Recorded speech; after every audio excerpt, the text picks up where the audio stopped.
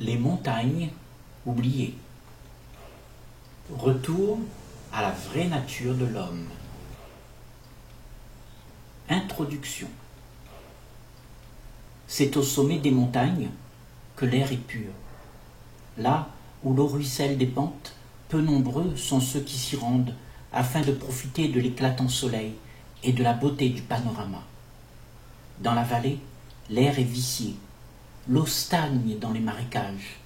Les ombres des falaises réduisent la perception et la nuit vient vite envahir les plaines. La vie enivrante et libre se passe là-haut, dans les montagnes, difficile d'accès. Et pour s'y rendre, l'esprit doit se défaire de son indolence. Cependant, par facilité, toute l'activité de l'homme trouve sa complaisance dans les villes de la vallée. Ainsi, la clarté n'est point connue de ceux qui demeurent dans l'ombre des plaines. Ils s'imaginent depuis cet endroit le bienfait de l'ensoleillement des sommets, tout en le désirant, sans jamais y être pour respirer l'air pur. Trop occupés aux affaires de leurs désirs, cela s'excuse de leur manque de gaieté par le fait d'être occupés à les désirer. Cette activité semble être le drame d'une quête sans réponse, où l'homme s'y est consacré durant des vies entières. Il s'enlise, accablé, pris dans l'ornière de ses propres espoirs à acquérir une existence sublime. Ce livre tente d'éclairer le labyrinthe complexe de l'existence, où des décennies d'agrégats se sont empilés à l'insu de la réelle nature humaine. Chapitre 1.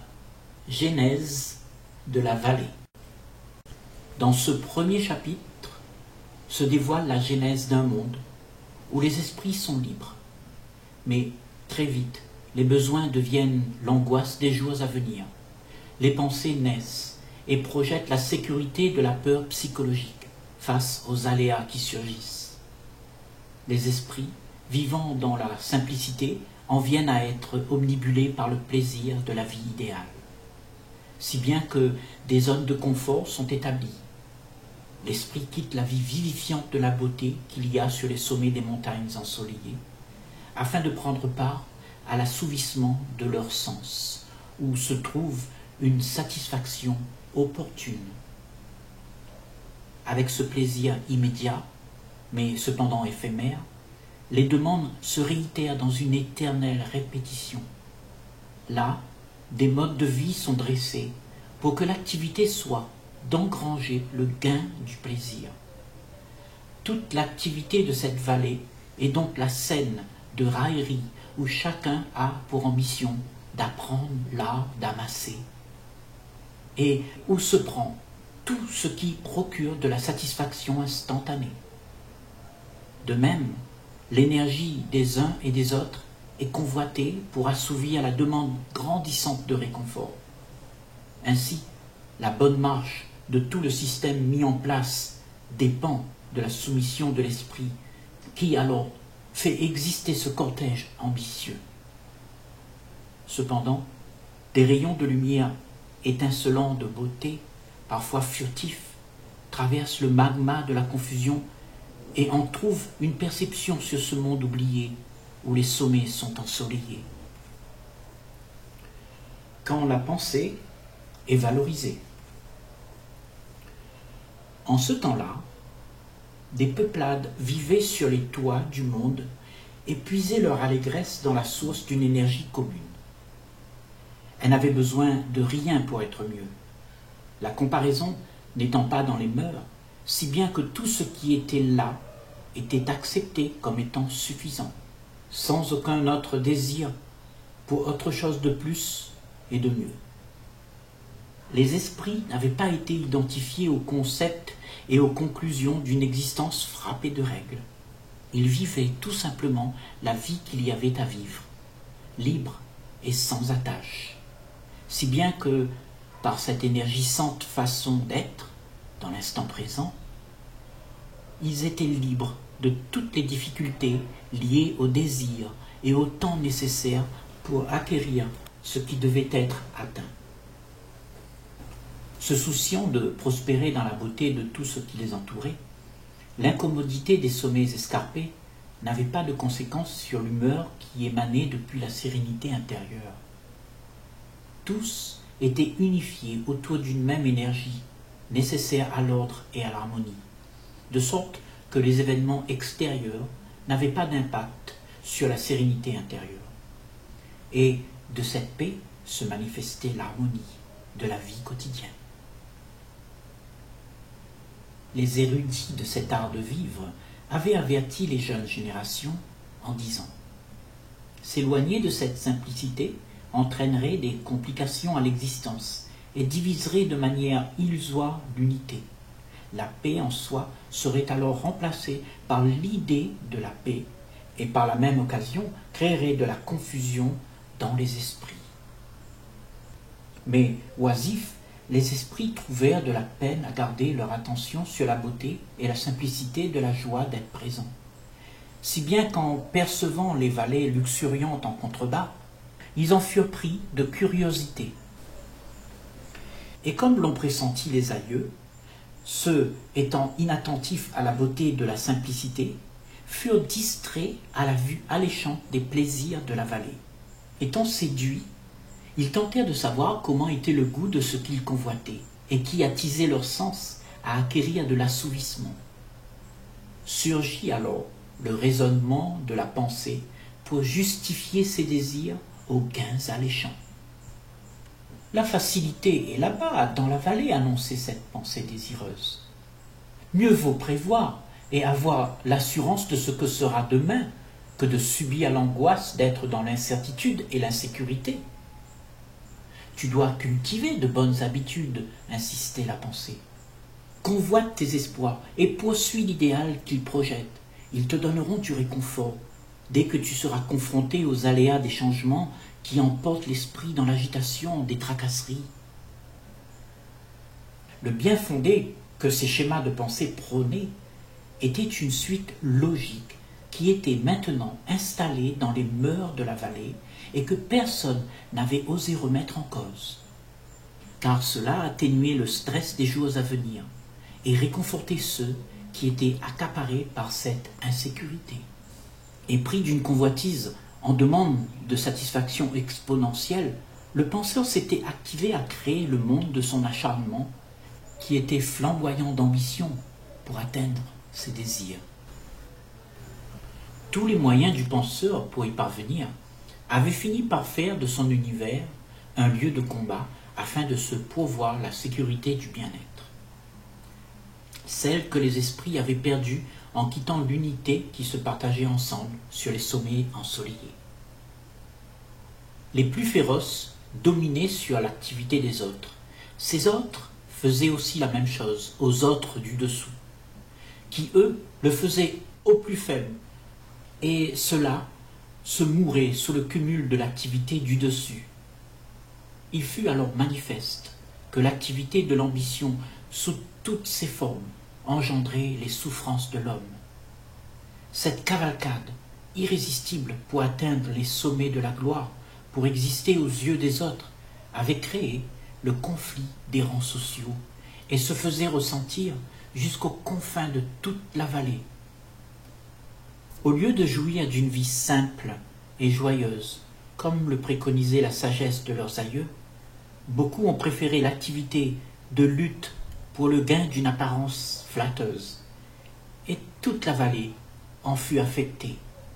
En ces lieux, paraître pour faire partie de la norme était primordial. Le thème était la traditionnelle lutte pour se positionner sur l'échelle sociale. La logique des pensées, ayant envahi l'esprit qui se retrouvait encombré et accaparé par les désirs d'idéal, ne connaissait pas la joie d'être libre du brouhaha incessant de la machine pensante. Celle-ci enrôlait l'esprit vers le but à atteindre. Le penseur, qui s'était identifié à ses pensées, avait un grand dilemme, car il interprétait la réalité tout en reniant les faits. Cela afin de se soumettre aux critères de la vallée qui avaient été adoptés comme étant incontournables. Cette façon de voir la vie à travers l'idéal fut le facteur qui a servi à promouvoir tout le système et la soumission à ses règles servait à son bon fonctionnement. Le penseur ne devait agir que par les circuits des pensées qui prônaient les principes de la vallée. S'il en était autrement, la récompense attendue était retirée et remplacée par une pénalité qui alors confrontait l'esprit à la peur d'être exclu de ce système.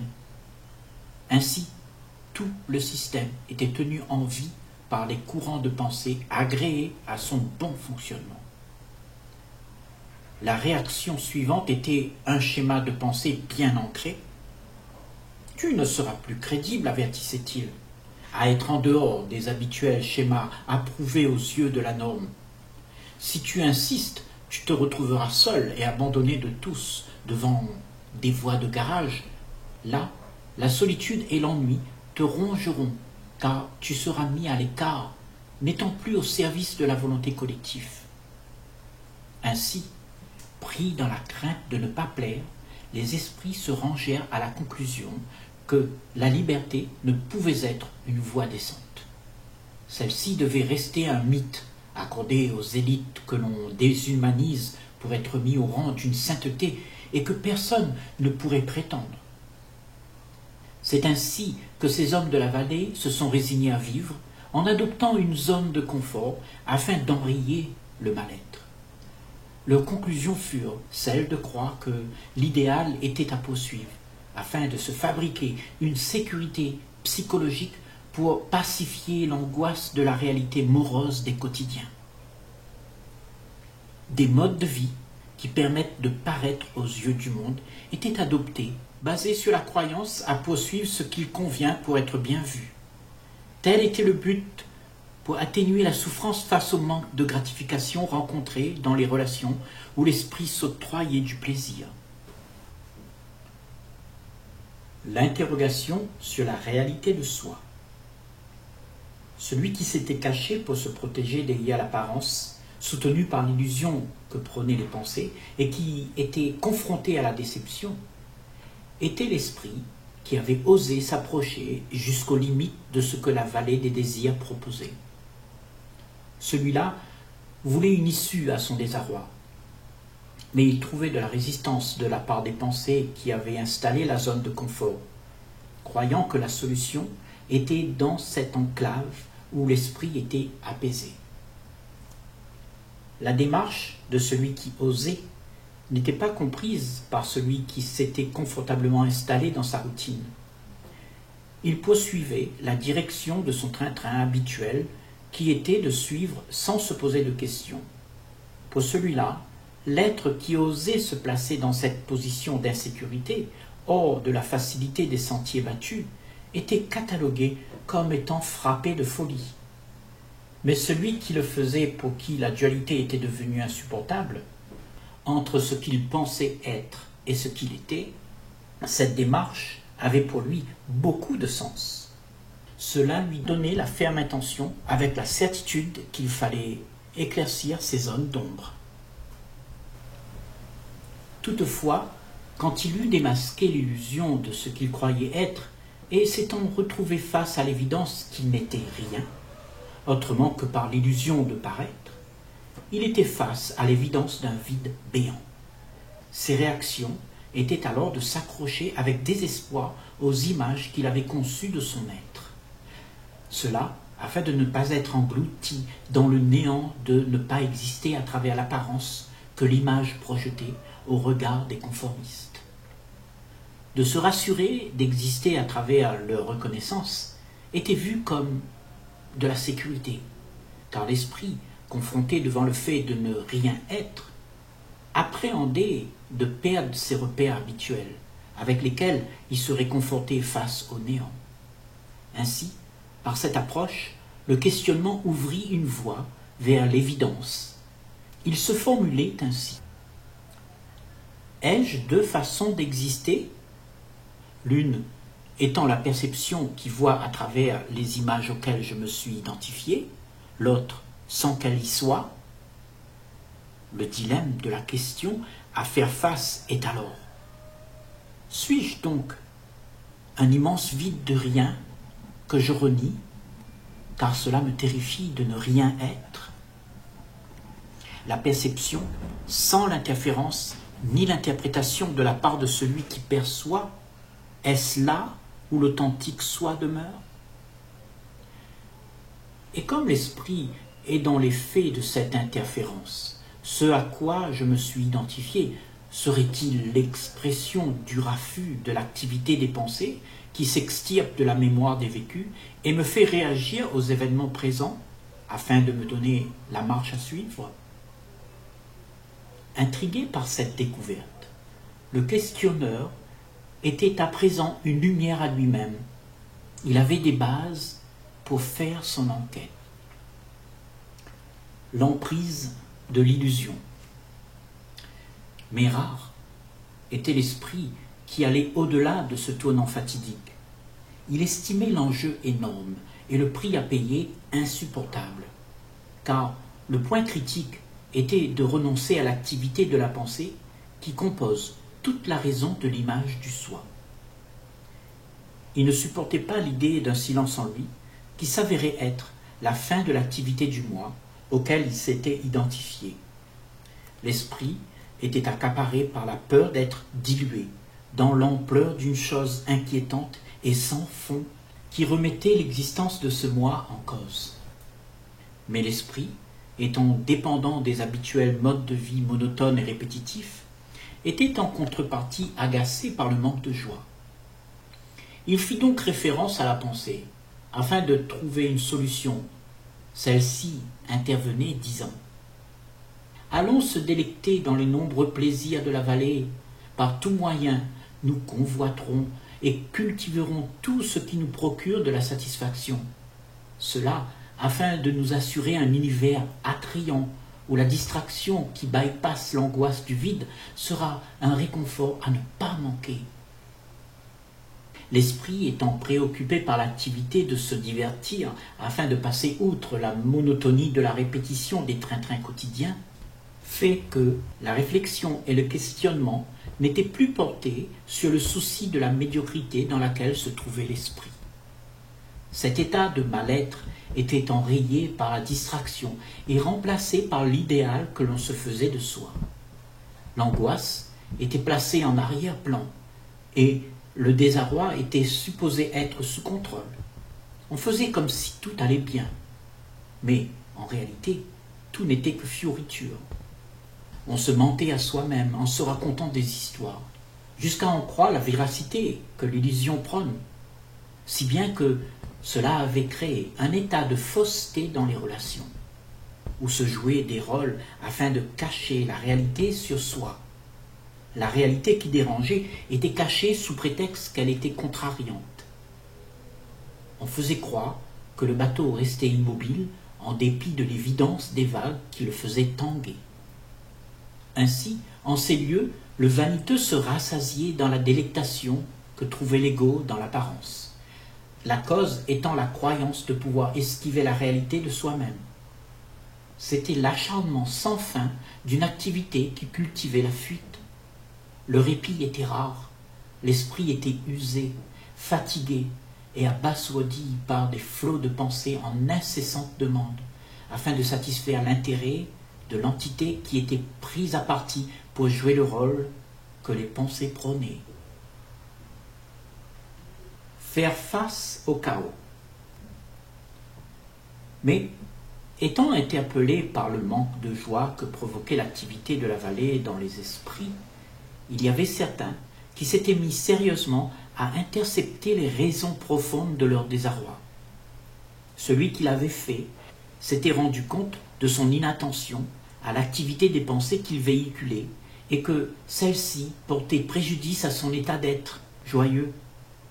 Car distrait, l'esprit ne pouvait pas appréhender les actions compulsives et mécaniques que les pensées provoquaient en son sein.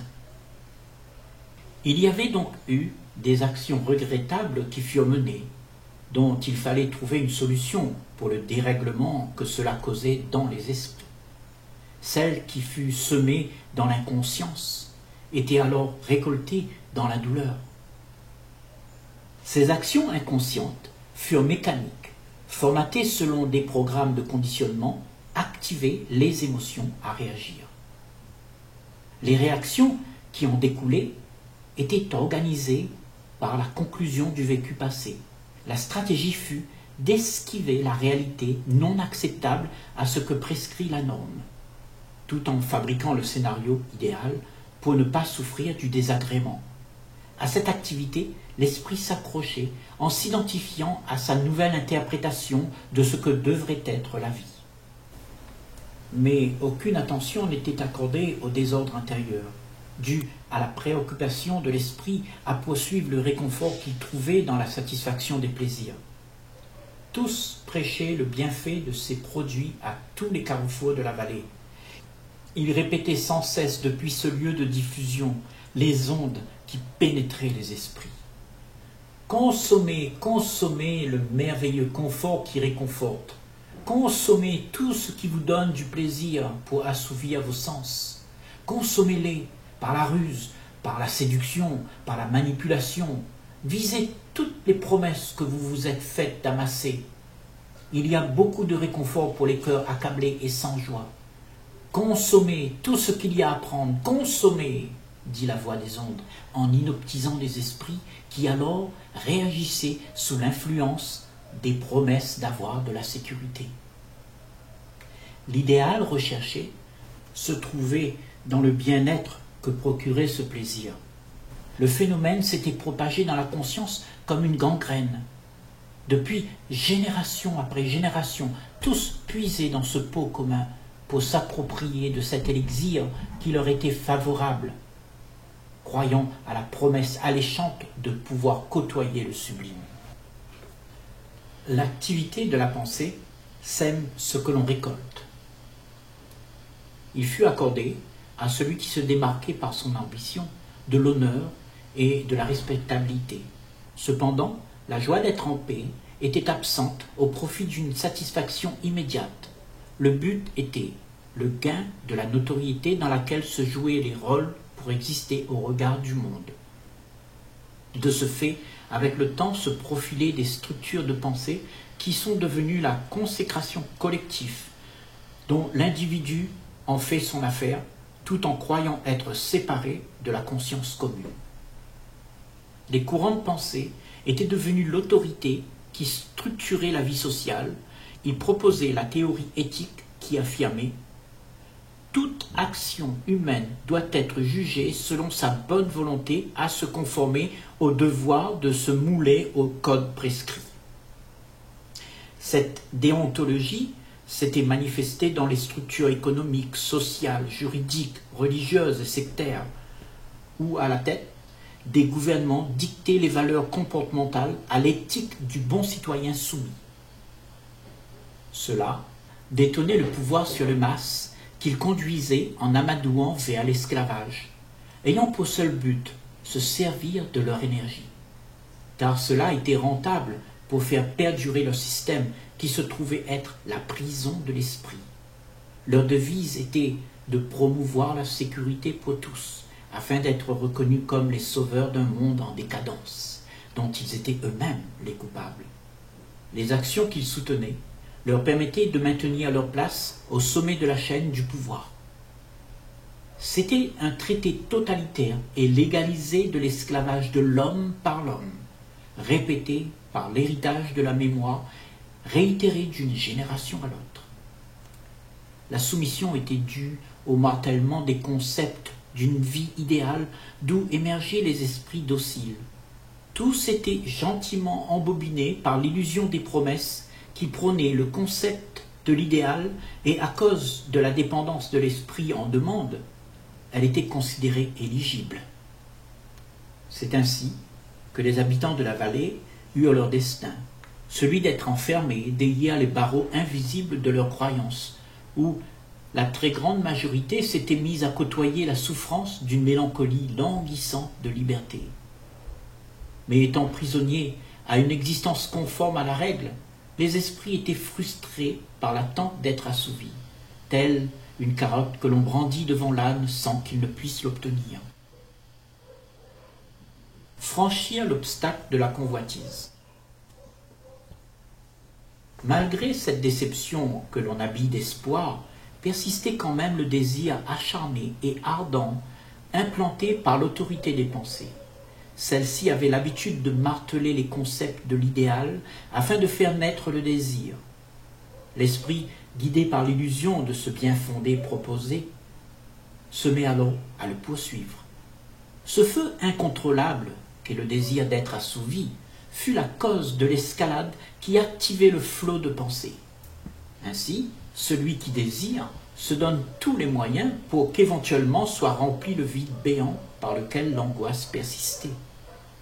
Pris dans l'action, l'esprit ne se rendait même pas compte que cette activité nourrissait un espace incommensurable, où l'insatisfaction restait intacte et attisait toujours la flamme de nombreux désirs, toujours insatiables. Le plaisir idolâtré fut interprété comme un Dieu sauveur, à être à tout prix côtoyé afin de réconforter l'angoisse du manque insatiable que le vide provoquait. Et tous, depuis le plus petit, capables d'ambition au plus grand des féroces, pouvaient s'admirer dans l'édifice d'une pyramide, dans laquelle était exposée la grandeur de leurs ambitions à pouvoir contrôler la manne dont la vertu fut celle de réconforter et de pacifier le manque de joie. Être maître de l'arène fut le but. Plus on montait au sommet de la pyramide, plus on pouvait côtoyer ceux qui avaient amassé le plus de cette manne, ceux qui faisaient d'eux des maîtres, qui pouvaient faire valoir leur autorité. Maîtres, mais néanmoins esclaves de leur propre dépendance à leur cupidité. À la base de la pyramide, il y avait ceux qui se plaignaient de leur sort. Étant sous le poids de la tyrannie de ceux du dessus, ils avaient des difficultés à se frayer un chemin pour atteindre leur désir et d'en être assouvis. Et comme cette difficulté pesait sur leur dignité, ils avaient pris l'habitude de manifester le mécontentement de leurs insatisfactions, car ils n'arrivaient même pas à atteindre le réconfort de la sécurité qui leur était accordée en tant qu'esclaves. Alors, sous la menace de leur étendard, ils arrivaient en outre à rassembler des miettes de satisfaction, mais jamais pour autant la teneur des privilèges de ceux qui tenaient les rênes n'a été modifiée. C'était un mode de vie préoccupant à cause de l'étau qui se resserrait davantage. Une croissante dégénérescence se profilait dans les esprits, mais qui pourtant fut acceptée comme un destin imparable. Le temps faisait exister ce mode de vie plongé dans un perpétuel mouvement de fausses notes. Exister à travers l'autre est un manque d'authenticité. Pour autant, la vallée ne changeait guère. Tout le décret avait encore la même signature d'un monde en conflit, celui de la guerre du pouvoir sur l'énergie de l'autre, dont la graine était l'instinct d'exister. Elle germait de la soumission des uns qui donnaient leur énergie à faire exister la tyrannie du pouvoir. S'abeuver des autres était comme une mesure, un phénomène accablant pour les victimes embobinées et esclavagées par le mode de vie de la vallée, où la devise était « Moi d'abord, les autres après ». Selon les règles de la relation, celui qui utilisait l'autre comme sa béquille devait avoir en retour de la reconnaissance. Ces règles étaient soigneusement prises en compte dans l'hypocrisie, car étant dépendant de ce que l'autre pouvait apporter, la loi s'est faite d'elle-même. Il fallait agir en faisant des courbettes de gratitude envers celui qui apportait sa dévotion, car celui-ci exigeait en contrepartie la reconnaissance de l'autre. Il se créait une sorte d'obligation sournoise qui s'était répandue dans les mœurs de la vallée. Si cette allégeance n'était pas pratiquée, il émergeait dans les esprits la crainte que la manne de l'élixir ne leur parvienne plus. La perspective de se retrouver seul et sans réconfort faisait qu'ils se pliaient à cette règle. C'est pourquoi la culpabilité rongeait les esprits de ne plus être éligibles à la bonne humeur de l'autre. Le souci était donc de garder l'objet de ses désirs soumis à son charme, car de toutes ces relations, il était sous-entendu que l'autre devait être au service du bien-être que l'on avait besoin. D'où la naissance de l'attachement et de la dépendance de l'autre pour enrayer la solitude que l'esprit fuyait.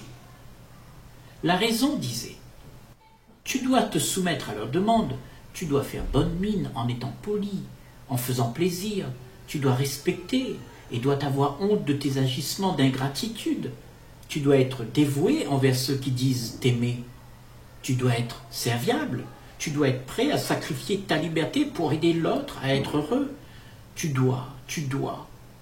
Tous ces doigts sont des doigts pointés pour accaparer l'esprit, de sorte que l'énergie était soumise au profit d'un mode de vie qui se prétendait être juste, et qu'il fallait faire exister coûte que coûte. Ainsi, la victime dissipait son énergie pour paraître au regard de ceux pour qui elle acceptait de jouer le rôle qui était celui de faire plaisir.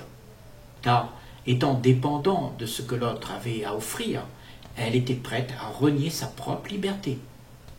Cette activité venait de la crainte de perdre à son tour le réconfort que lui donnait en contrepartie son geôlier, car il craignait de se retrouver seul en dehors de ces murs de confort, sans repère, devant l'insécurité du néant angoissant. Le confinement. Le confinement est l'activité qui se jouait dans l'arène de la vallée, où se glorifiait le combat mené par l'arriviste pour exiger son individualisme. De toute évidence, cette activité provoquait de la souffrance et de la division, car chacun voyait la vie à travers son propre intérêt et par celui des siens. Ce macabre destin était soutenu par les générations qui reprenaient le flambeau, laissant de profondes blessures béantes dans son sillage. Cela, tout en perpétuant le concept de l'isolement derrière cette carapace qu'est l'individualisme. Pour autant, l'intention de ceux qui étaient accaparés par les activités de la vallée n'était pas de se libérer de leur esclavage, mais plutôt de trouver un meilleur état à la condition de leur emprisonnement. Ils daignaient même reconnaître leur servitude, car ils fuyaient l'anxiété de faire face à leurs conditions, de peur d'être confrontés à la réalité des faits. La liberté était reniée, refusée à cause des schémas de pensée circonscrits, où l'esprit s'était adapté à exister à l'intérieur de ses limites connues. Alors, la coutume était d'agrémenter les murs de sa cellule par des tableaux qui représentaient le bonheur. C'était en lui-même un lot de consolation qui donnait l'impression d'avoir une vie acceptable. Cela rendait l'esprit indolent, n'étant plus aux aguets de son droit d'être libre. Ces tableaux lui donnaient les croyances que la médiocrité de sa condition était acceptable et le protégeaient d'une liberté qu'il ne pouvait concevoir au-delà de ses murs. À être nonchalant dans sa zone de confort et ensommeillé par le confort que l'esprit côtoie, la réalité de la vie était devenue un mystère. L'esprit était occupé à chercher par les moyens de la pensée une voie en dehors du confinement dans lequel il s'était mis. Car, pour avoir abandonné la réalité de la vie ensoleillée des montagnes, où la perception était au-delà de tout ce qui pouvait être conçu par la pensée, l'homme était devenu esclave de son propre désir de liberté que la pensée avait mis en concept. Il était formaté pour poursuivre l'idée de ce qu'elle était. Toute cette activité se faisait au détriment de la joie. L'illusion était celle d'avoir réussi une vie remplie de sécurité que procurait la manne du plaisir. Un leurre déguisé en vérité qui participait à dissiper l'énergie dans la futilité et l'éphémère. C'est la peur de l'insécurité qui décrétait l'action à prendre, qui était celle de s'accrocher à son monde de réconfort, une servitude par laquelle les actions de l'esprit étaient liées. Car l'action est promue par la propagande de la pensée, afin que l'esprit reste au service du concept de l'individualisme. Et étant donné qu'il se protège pour ne pas être dérangé du rêve qu'il fait, il reste inconscient de la réalité qui se passe. Il y avait donc une grande résistance au changement, les esprits étaient accaparés à engranger la manne du plaisir pour pouvoir à présent contrôler les masses. Tout en s'encombrant l'existence de pensées moroses, l'idéal annoncé. Amasse tout ce que tu peux, y compris le savoir intellectuel, afin de t'assurer d'un bon avenir prospère. Tiens ferme ce que tu as, ne donne rien, ne perds rien, reste fidèle à tes acquis et exige reconnaissance. Sois prêt à défendre toutes les conclusions que tu t'es faites à travers tes expériences. Car, avec elles, tu décrètes ce que la vie devrait être, où l'image que tu t'es faite de toi n'est pas à être remis en cause. C'était le souhait et le vœu de tous, maintenant devenus des modes de vie que personne n'osait ébranler, car tous étaient captivés par le leurre des schémas de pensée bienveillants qui prônaient un bien fondé, tout en faisant avaler une mascarade de mensonges qui corrompait l'esprit à s'octroyer de l'impotence. La joie de ne rien être ou l'angoisse de ne pas exister. Sur un ton alarmiste, la pensée jouait le rôle de l'idéal pour dire « Et si tu ne rejoins pas la norme établie des courants de pensée et que tu es dans le déplaisir sans reconnaissance et sans le réconfort que propose la norme de la vallée, et que l'angoisse te ronge, ne serait-ce pas ici l'effondrement de tout ce à quoi tu tiens, avec lequel tu te gardes de sombrer dans le désarroi? Ainsi, c'est devant le fait d'être vrai qu'il y a l'évidence du faux, qui est l'apparence que l'on prône devoir être. Être vrai peut alors faire surgir la phobie nerveuse devant le regard des conformistes, et du coup, cette angoisse te fait rejoindre les rangs du conditionné rendu docile. Le but de ces pensées était d'influencer avec la peur pour garder les esprits enchaînés à un monde conceptuel et idéal, de manière à ce que perdure l'activité des hommes, faisant exister le concept de la vallée. Néanmoins, tous ceux qui avaient savouré des moments lucides de clarté savaient qu'il y avait quelque chose de grandiose qui se passait au-delà de toute l'activité des esprits conformistes. Un jour, par bonté et par affection, à travers un moment inaccessible au temps et à la raison, la joie vint et se manifesta à ceux qui avaient des oreilles pour entendre et des yeux pour voir. Elle dit ainsi : « Mais où est ton attention qui te permet de percevoir ce qu'il y a à voir ? Quand se fera le silence de tes tracasseries qui provoquent l'inconscience ? Jusqu'à quand pleureras-tu ton sortilège ? » Elle insista, car les esprits occupés par l'activité de la pensée avaient peine à entendre la voix silencieuse. Elle continua sans exclure personne. Quelle est cette agitation en ton cœur qui a pris peur de ne pas prendre part à la fumisterie du voleur de joie ? Celle-ci arrivera-t-elle à séduire ton cœur par ses manigances mensongères ? Le désir que tu as puisé à l'intérieur de ces promesses occupe-t-il maintenant ton esprit ? Ressaisis-toi, car renards, rats et voleurs se nourrissent de tes ambitions. Ceux-ci les gardent actives. Leur force se trouve là, sur ce terrain de prédilection que tu leur offres. C'est là où ils existent et où s'alimentent leurs belliqueuses intentions. Celui qui veut les combattre par l'épée mourra par l'épée. Mais celui qui ne répond pas à leurs provocations est en sécurité. Car quand tu ne fais rien pour rendre les pensées actives, l'esprit est en paix avec lui-même et agit avec une grande intelligence. Qui est l'ennemi de l'harmonie, sinon celui qui se laisse emporter en oubliant sa joie d'être ? La beauté de la vie paisible est détruite par les actions de celui qui agit dans la compulsion de ses désirs alléchants. Aussitôt après la pause que le penseur avait pris de ses pensées afin d'entendre ce que la joie avait à dire, le mécanisme de la pensée se sentit en danger. Celui-ci résista à l'intrusion de la vérité qui émanait de la joie. Ses fondations furent déstabilisées et toutes les vieilles théories ancrées furent livrées à déverser des idées de peur de cette manière.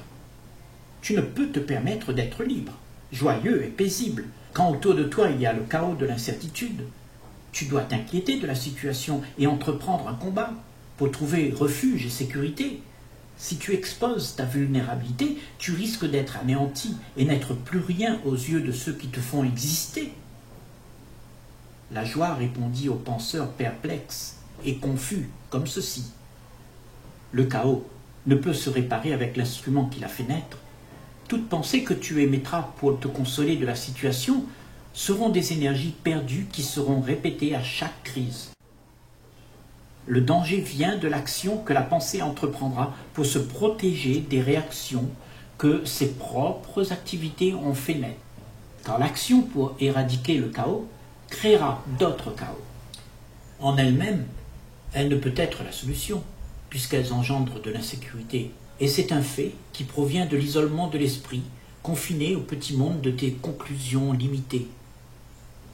Cela crée de la division, où une atmosphère de méfiance s'émousse et empêche l'union d'exister. C'est ainsi que l'angoisse envahit les esprits avec la peur d'une agression extérieure. Cette angoisse est alimentée par les a priori collectifs qui produisent l'activité de l'isolement derrière les murs de méfiance, là où habite le moi.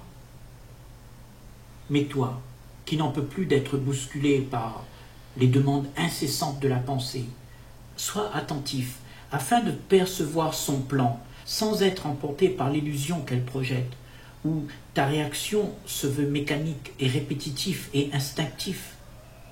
Si tu t'appliques à l'observer sans t'identifier à elle, il t'arrivera d'être en paix avec toi-même, libre de tout ce qu'elle prêche sur les toits. Ce sont ces pensées auxquelles tu te réfères qui causent ta souffrance, car tu t'attaches à ce qu'elles te font désirer. Mais l'idée de ce qui est convoité n'a en fait rien qui puisse être un fait véritable. Cela n'existe pas dans les faits. De plus, tu t'attaches aussi aux espoirs que tu te racontes à toi-même quand tu as peur que ta situation tourne au désastre. Ton esprit est alors occupé à l'activité de se défaire du mal-être que tes peurs lui infligent. Ceci est un paradoxe que de vouloir rester attaché à l'idéal proposé qui est lui-même la cause du mal-être. Garde ceci en ton cœur. Ne pas être attaché à ce que tu crois sur le chemin qui mène à la liberté, aussi alléchant soit-il, rend l'esprit joyeux et libre, car ce que tu veux garder entretient l'esprit à se réconforter dans la stagnation, là où il devient dépendant de l'idée pour se sentir bien. La pensée du penseur s'était mise en mots pour argumenter son point de vue à la joie et à déclarer. Tout un désordre chaotique à contrôler est mon activité quotidienne. Il a fallu combattre pour m'approprier l'image reconnue que j'ai aujourd'hui. J'ai donné à cette activité beaucoup d'importance, combattant des difficultés pour arriver à en être fier.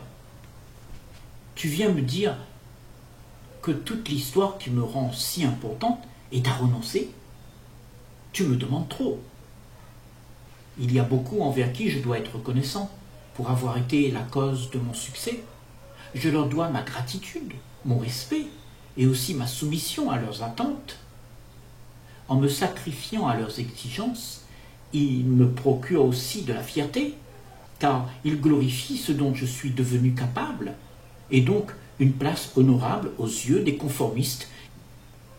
Et je ne veux pas les décevoir, car dans l'appartenance que je projette à ceux qui me soutiennent, il y a de la sécurité. C'est pour cela que je m'attache à eux. Ils reconnaissent ma grandeur et me donnent ce sentiment d'exister à travers l'image que je me suis faite. Cela met fin au sentiment de solitude qui existe en mon sein à être rien aux yeux des autres. Mais ne rien demander et ne rien attendre est une chose impensable. Je ne peux donc m'exclure sans m'attacher à ce qui me fait exister à travers leurs applaudissements qu'ils sont supposés me fournir. Et tu dis que c'est toute cette sécurité psychologique à laquelle je me suis attaché et celle qui est en cause et qu'il faut considérer renoncer? Non, non, je ne saurais vivre dans cette angoisse du vide sans m'accrocher à ce qui me donne l'apparence d'exister. La joie eut de la tendresse et de la compassion et lui dit « N'aie point peur de ne rien être aux yeux de la norme, car la nature de ce que tu es véritablement est un vide dans lequel tout existe. Tout se manifeste depuis ce rien à partir duquel tout est possible.